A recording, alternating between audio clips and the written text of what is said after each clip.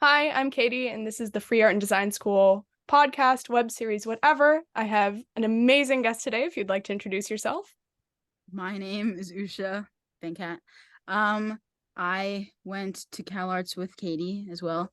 What do I say? I'm left-handed. You're left-handed. You know, Yeah, more creative people are left-handed.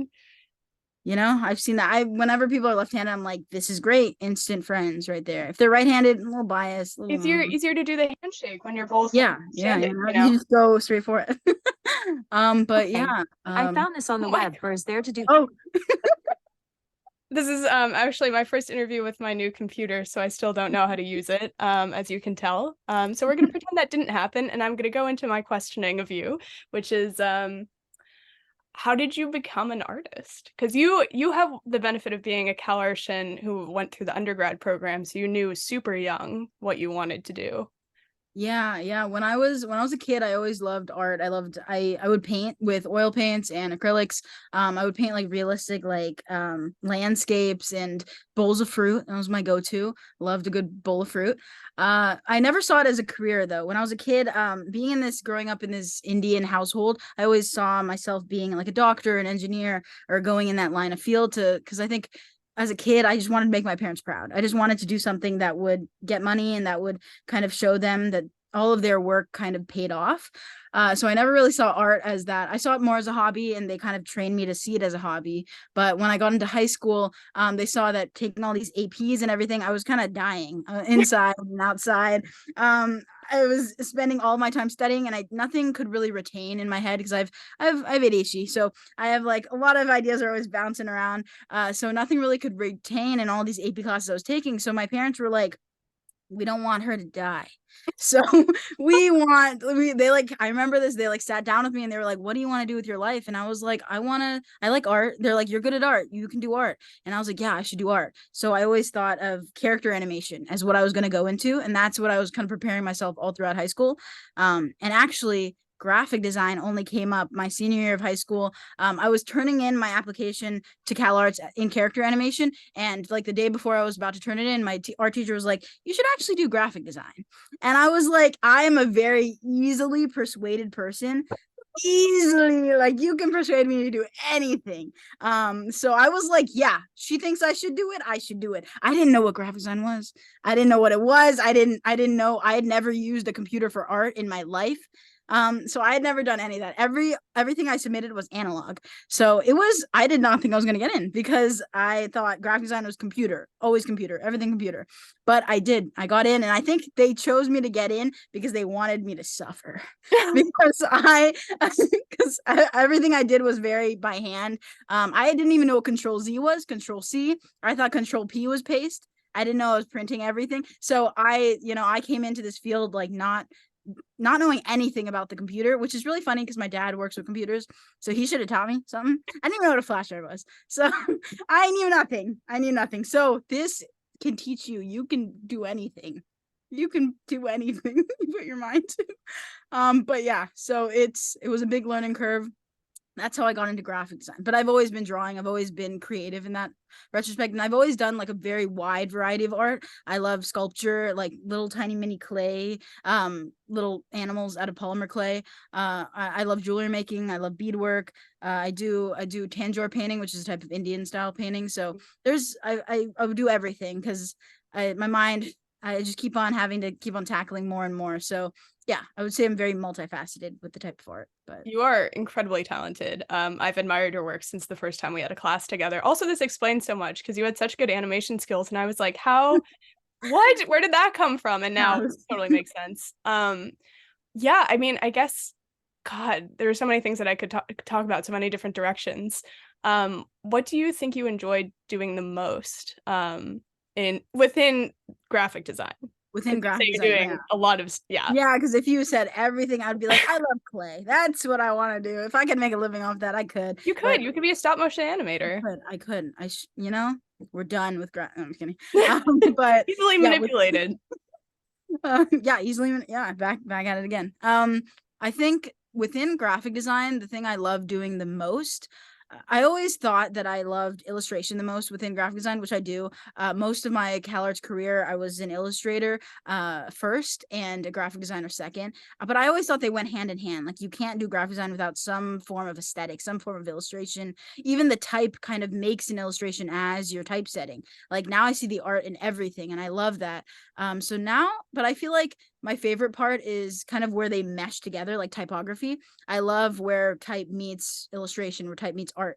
And I love seeing that kind of, now when I look at anything, I see art, and I love how CalArts and graphic design made me see that. So even when I go into like a grocery store, supermarket, or anything, I'm seeing graphic design everywhere. And I love that. I never saw that. Like back when I was starting freshman year, I didn't even know. Actually, I didn't even know what fonts were. I never, they never crossed my mind before CalArts, before graphic design. So I'm glad that now that's really what I like. I love typography. I love where, because it's in everything. And that's why I love graphic design, because it's so multifaceted. Like you see it everywhere. You see it in the hospital, in hospitals, you see it in commercial real estate, you see it everywhere. And I bring up commercial real estate because that's what I'm doing right now. But You like it? Are you having a yeah, good time? I'm having a good time. I've been doing it for a year now. So ever since I Oh, graduated from CalArts, started at this commercial real estate firm, and I've been doing graphic design with them. Uh, big learning curve, because I remember my very first assignment, it was to make a flyer for this taco restaurant that just got sold. And I made a giant illustration of a taco. I put a giant banner. It was a ribbon cutting, so I put a giant pair of scissors, a giant ribbon. I put the type in the ribbon. I like did all of this. And then the CEO was like, so what is this? The building isn't even in this. And I was like, the old graphic designer was still there. She told me, do whatever you want with it, like make it big. She was setting me up. She was setting me up, because he was like, there's nothing, like the building's not even here. Like, how are we supposed to know? Like, and I was like, okay. Then I put the building in there, still kept the taco, still kept the taco. There was flying ingredients everywhere. And he was like, no, go back.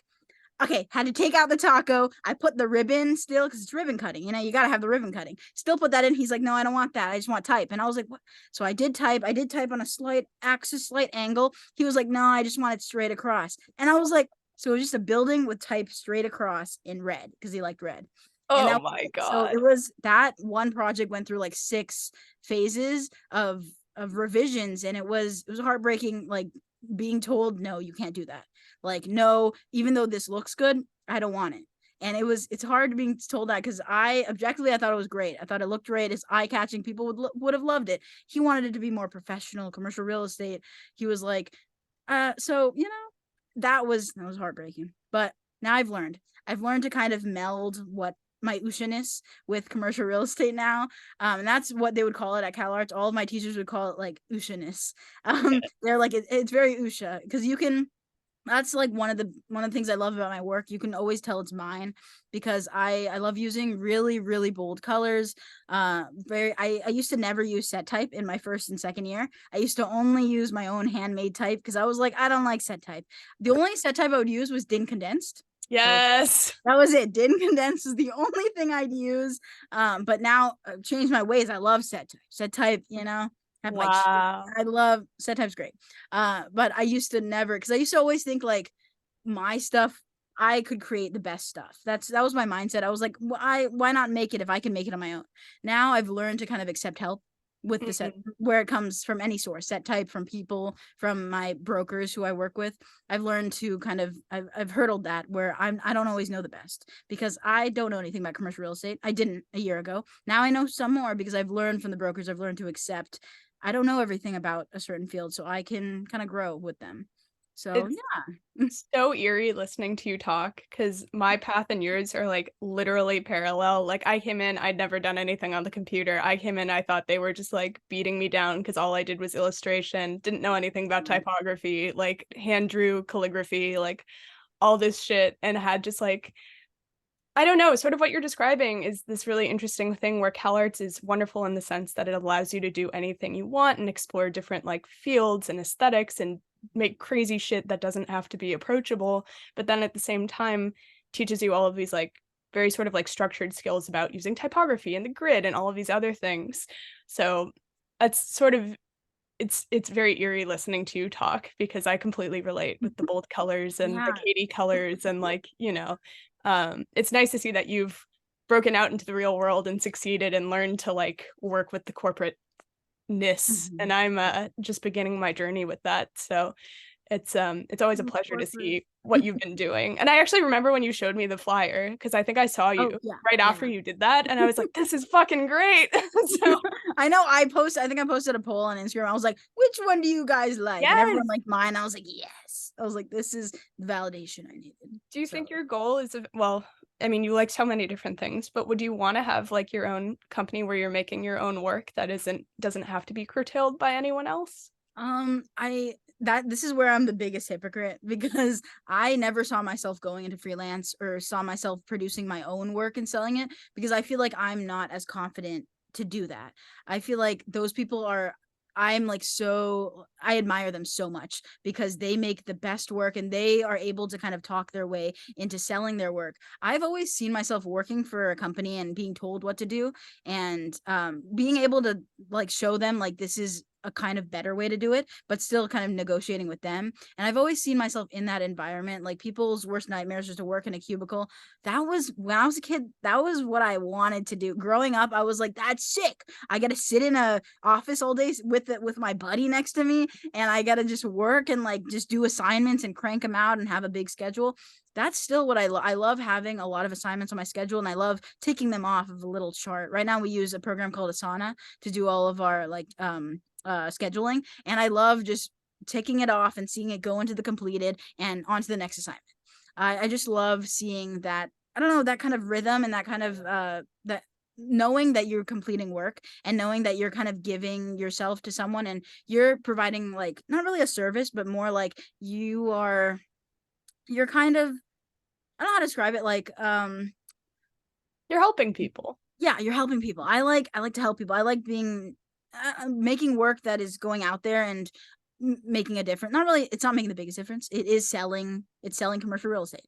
So it's it's doing something. I like knowing my work is doing something, and I don't know, like really quickly it's doing something. Like instantly they're giving the brochures to people and they're selling it. They're looking at the floor plans I'm creating. They're looking at the drone images. Like, it's very instantaneous. And I kind of get to see that, like, once I see it, like a house being sold or a medical building being sold, I'm like, I did that. I made that happen in a small way, but my graphic design led to that, and I like seeing that. So I feel like maybe one day, I've always wanted to write my own book, like a graphic novel. I'd read it.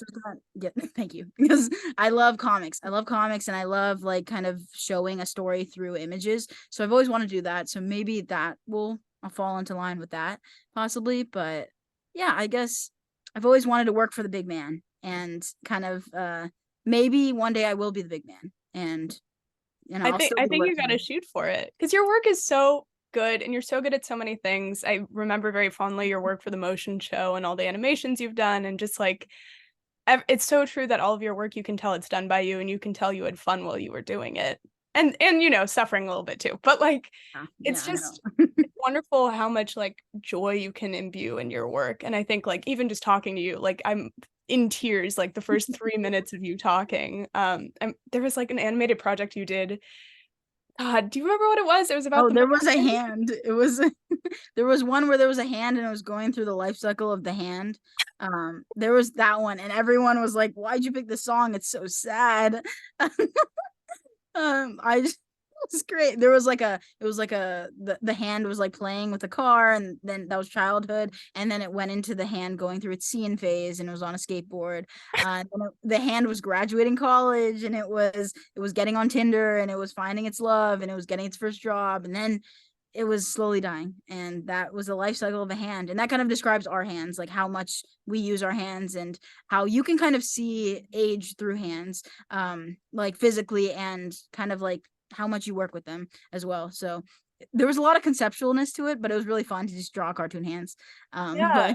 Well, I think that's what's really cool about graphic design more than other fields, is that like it really is symbolic, and there is a lot of like philosophy and metaphors like going into every piece of work that we do. Maybe not so much with commercial real estate, but I think graphic design is really cerebral. And actually I wanted to talk about one of the things you started with, which was saying that like you grew up in this household where you were sort of primed to think that art was lesser or like less intellectual or could earn you less money. And I think one of my goals in life and the hill that I'm dying on is like no one should ever approach an artist and think that they're less intelligent than a scientist or a lawyer or anyone else, especially because graphic design is like an incredibly intellectual puzzle every single day. And so is every form of art, whether you're doing an acrylic painting or an animation. And I think you, for one, really encapsulate that. Like you're always firing on all cylinders and you have a million things to think about and talk about. What are you excited for right now? Have you worked on anything interesting or do you have any ideas for a graphic novel? Yeah, right now, recently I worked with the American History Association, and they selected me to do their magazine, and they're kind of rebranding their logo for 2024 for they Holy have shit. their yeah, they have like a Congratulations.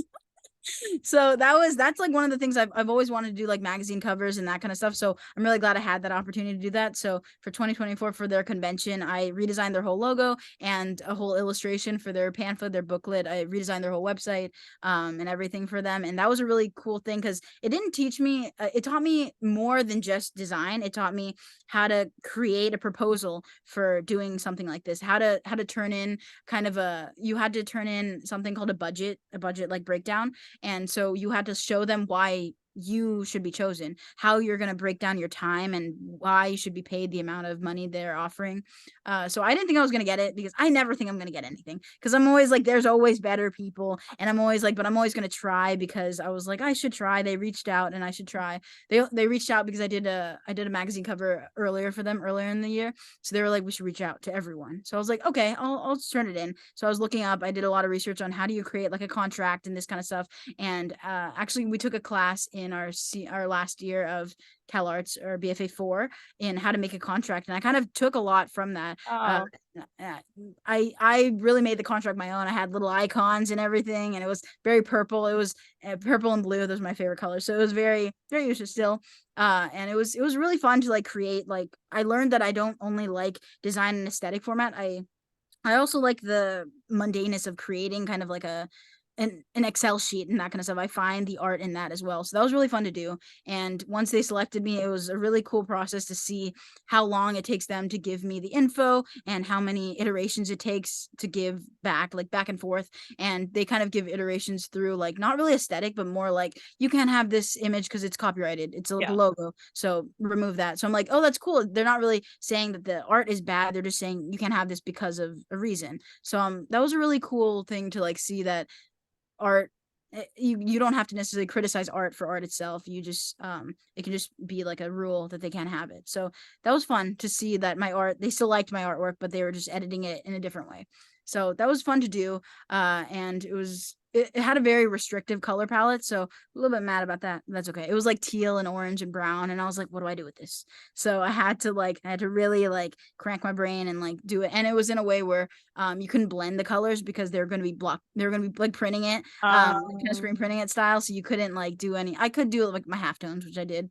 So yeah, so that was really fun to do that. That was a project I did earlier this year. They did it really early because it was for 2024, so they had me finish it beginning of 2023. So I was like, that's cool that they like these professional companies make you do it so early in advance. They don't want to like they want to make sure production is like going smoothly and stuff.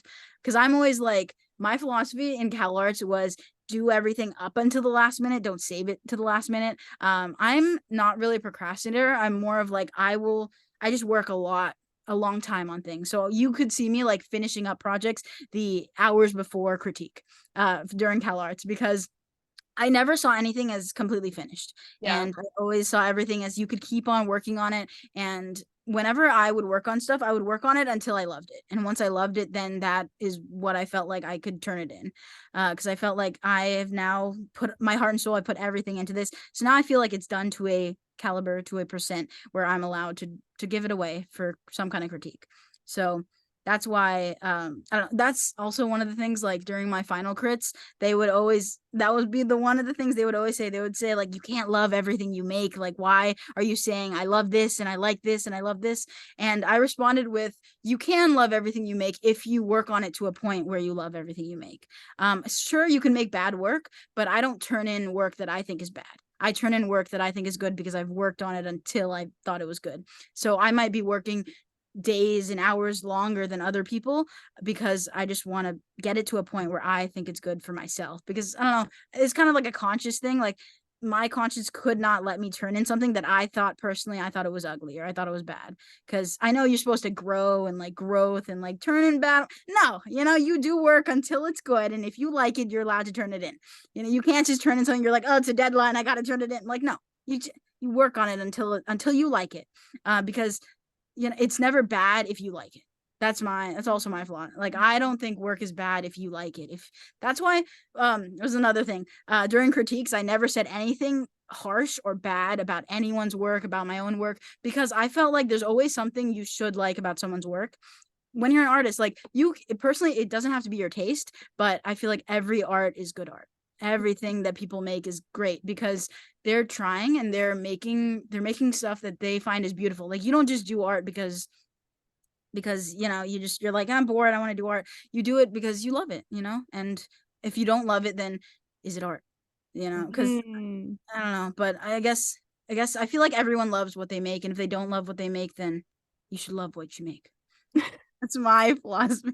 Love what It's you a do. really beautiful philosophy. I've never heard anyone have that take on it. I've heard people, talk about being passionate, or like, if something doesn't excite you, don't do it. But like doing something because you love it and like working on it as a kind of like act of beauty or like sort of self-discovery or whatever is a really sort of beautiful and novel take on it, especially CalArts, which like nothing was ever beautiful or loved. It was always so like harsh. So like, you work in the studio until you pass out energy. So hearing again, not that this is my interview, but like I felt the same way where I like never critiqued anyone based on like I never said anything harsh or rude, and pretty much everything I said was either a compliment or something constructive, like, oh, you could like make this composition better. Because I also feel like there's too much negativity in typical art school, and that's certainly not how I learn. And I thought having a sort of democratic system like this, where I'm interviewing a lot of different people on their perspectives, like that'll probably teach someone something in a easier and more kind of, love uh, focused way rather than a depressing one. So what do you think? What's your main 2 cents out of coming out of CalArts and now being in the real world for a year? My main 2 cents is, I feel like when I first started at CalArts, I felt I took everything to heart, like everything. Like when someone said something like they didn't like it, or like when a teacher said like this, you should like start over. I would take it to heart and I would start over. I would do it. Because I feel like I always kind of lived to, I know you're not supposed to, but I always live to kind of please people and to make sure that I'm like kind of tiptoeing around people. And I never want people to hate me. And I always take things a little too personally. And I think because they said this, they hate me, or they're like, I hate everything. You don't deserve to be here. Like, I always take things negatively, like inwards, but outwards, I'm very optimistic, very positive. Because even like going back to my childhood, my household, my upbringing, whenever I would cry, my parents would tell me like, don't cry in front of people because you don't want to like put that on people. You don't want to like show, you want to put your best foot forward. Just because you're feeling sad, you don't want to make other people feel sad. So it's okay to talk about it, but you should talk about it once you're done kind of living your sadness, once you're done crying. So when I was a kid, I was like, why would you tell me not to cry? I'm allowed to cry as I'm crying. But now that I'm like looking back on it, I'm like, it's kind of beautiful to kind of put other people in front of you before you, and once you're ready to talk about your emotions, you can. So that's what I kind of brought into myself, kind of like second, third, fourth year of CalArts. I would kind of take the criticism, I would write it down, and I would take a step back. I would take a day to kind of sit on it and take a day to be like, okay, get your emotions away. Like, they don't hate you, you're not less. Like, it's not about you. They love you as a person. Like, it's about the work. So I would give yourself that time to breathe, give yourself that time to detach from your work, to kind of see it as more of like a learning experience. And once you're ready to come back to it, you can see, oh, okay, they didn't hate everything about it, they just thought this one thing could use a little bit of moving or zhuzhing or that kind of stuff. So give yourself the time you need to work on things. So it's not really about like scheduling, it's more about like just whenever you feel ready to like let your emotions like not control some. And I feel like emotions can control artwork at times, but I feel like if it's negative emotions, you should wait a little bit and then get back into it. So Yeah. that's my 2 cents. That's a really good 2 cents. I think that's actually more coherent than I could have expected anyone just coming out of art school to, like, have. Wow, it's very therapeutic. I'm wondering if you view your graphic not like the work you do for your corporate job, but if you view graphic design as somehow separable from the other work that you do, or you think it's pretty intertwined? I feel like I feel like I always like whenever I talk to people, I tell them that my work is I do commercial real estate. I do very corporate work for commercial real estate, but on the side, I do the fun stuff that I love doing. I illustrate. I do my freelance gigs. I make sure that I'm still like keeping a journal and keeping a sketchbook. My sketchbook is just cutouts of random pieces of paper that I draw on because I can never keep a sketchbook for the life of me. But I make sure that I'm doing all of these things on the side because I feel like to me, graphic design is not it's not only my commercial real estate, it's different forms of it. So yeah, I do think it is the word that you use, separable. I've actually never heard that word. I'm very my vocabulary is I'm separable. That's a good word. Okay. I'm look that up later. But um but yeah, I do feel like it's I feel like graphic design can have different forms. And I think I was watching Noah's interview with you Mm. recently, and I love Noah so much. They are the best person ever. So I was like this is so good. I was like I got to take notes about this. But they were saying that what were they saying? Where did I go? Um damn it.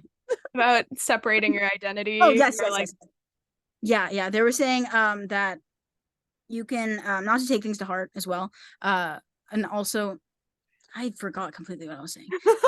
But I remember. Okay. They're talking about Zukowski and they're talking about how illustration like art is like art and graphic design are like art can be graphic design can be art, but art can't be graphic like that kind of they were yeah. saying that. I think I remember that. And I feel like everything has its own kind of body and its own shape and takes its own form.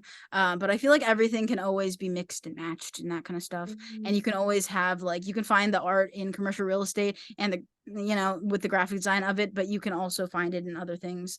So yeah, I feel like I don't know. I feel like my graphic design oh my god, we only have 10 minutes left. A little bit of pressure. Um, next question. We're done with that one. Next one. I can't do that one anymore. I haven't cried during any of these interviews. This is so Oh god. Can we I edit this out? Can this be edited? no. Dang it.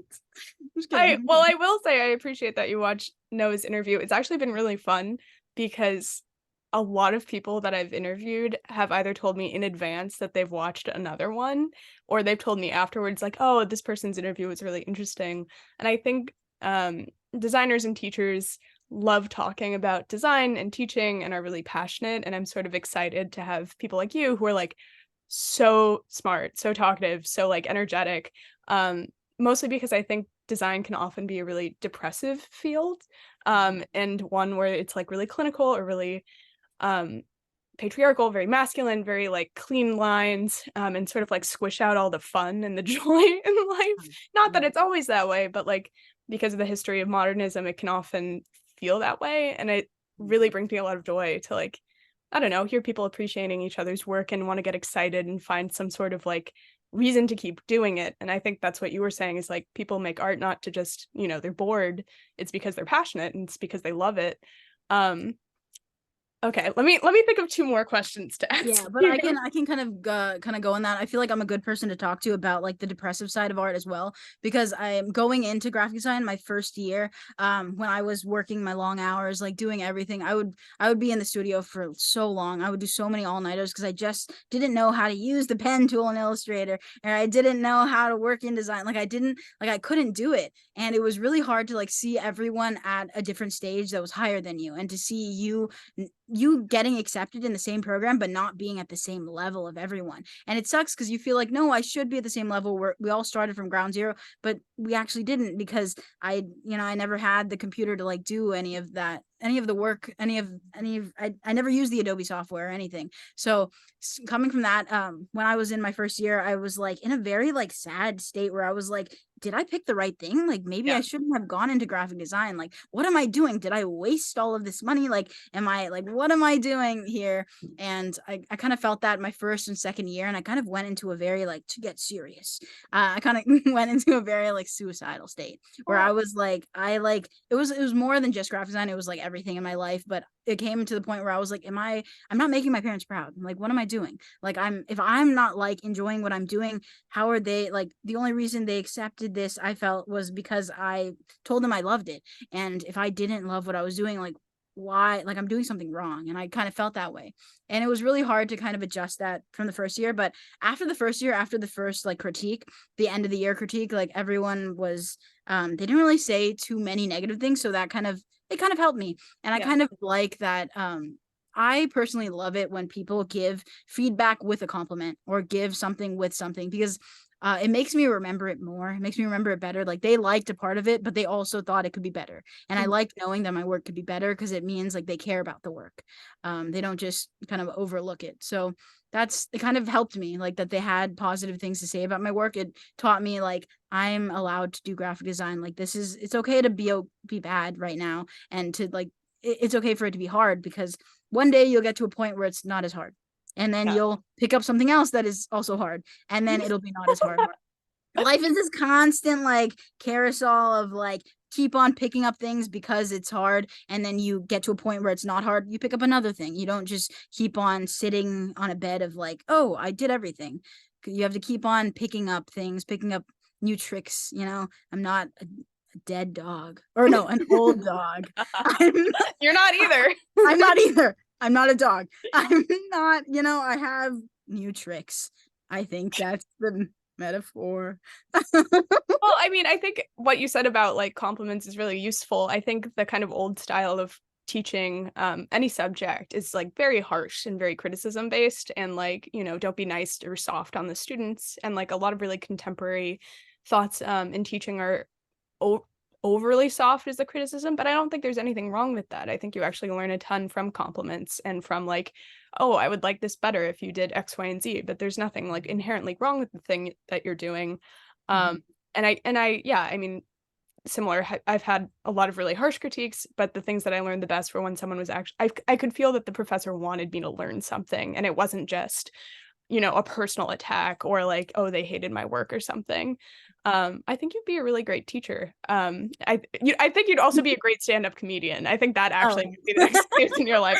But I just appreciate the way that you think about things, and that you really put your best foot forward, and that you really capture the emotional element of design. I'm sorry to hear that your first year and a half was like really brutal. Well, I'm wondering like how, maybe the last thing I can ask you is like what advice you would have for someone who's young and in that position, who's like, fuck, I chose the wrong thing. This is really hard. I'm getting like swamped. Like, how do I, feel like I'm living up to my parents' expectations? Yeah, that's a good question. I feel like even to this moment, I always feel like I could make them prouder. Like I'm always I'm a sucker for validation. I'm a sucker for tell me how you feel. And don't just say you like something, give me everything you got. Like I want you to give me the biggest reaction ever. I love big reactions. I give big reactions. So and my mom, like whenever I would give her a piece of artwork, or I would show her like one of my designs, she would always say, yeah, it's good, nice. And I would be like, that's it? Like that's all you have? And she's like, what? You want me to say, oh, it's so good. Oh, you're the best. Like I love you, So I grew up in that household where they didn't really they weren't mushy gushy with you, Yeah. I don't feel like I haven't hugged someone in so long. So we don't, and we also don't say I love you. We say more I love you through acts of service. Like my mom, we eat like breakfast, lunch, and dinner together every single day, and she has us help her cook, but she makes her on the dot. And if you're not eating, she's not eating. So it's kind of like she makes sure that you are provided for, and she makes sure you have the best environment possible. Like if you like art, she's going to sign you up for every art class. She's going to make sure she's going to sit there while you're drawing. She's going to hang every piece of trash artwork, every bowl of fruit on her wall. She's going to put everything. So that kind of motivation is beautiful. And I think my piece of advice is just reminisce on, all the good. You know, don't fixate on the bad, because I know sometimes you will. That's what I did. I fixated on everything I could have improved on. Like, how do I, I kept on fixating on, like, I'm like a hamster on a wheel. Like, I'm only moving forward. Sometimes you gotta get off the wheel. Sometimes you gotta go backwards on the wheel. I love analogies. But yeah, just You have to animate this interview.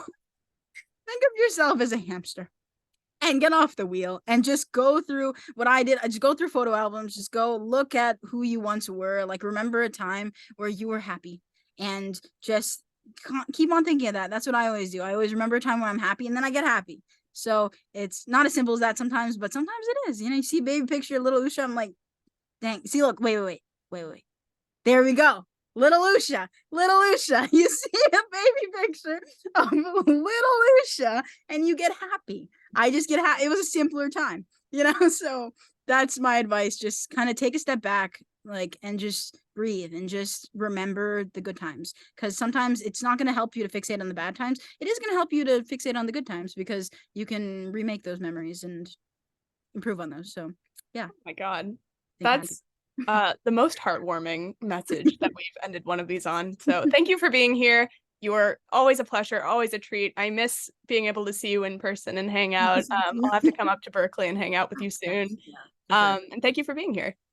Thank you. Yeah, we got one.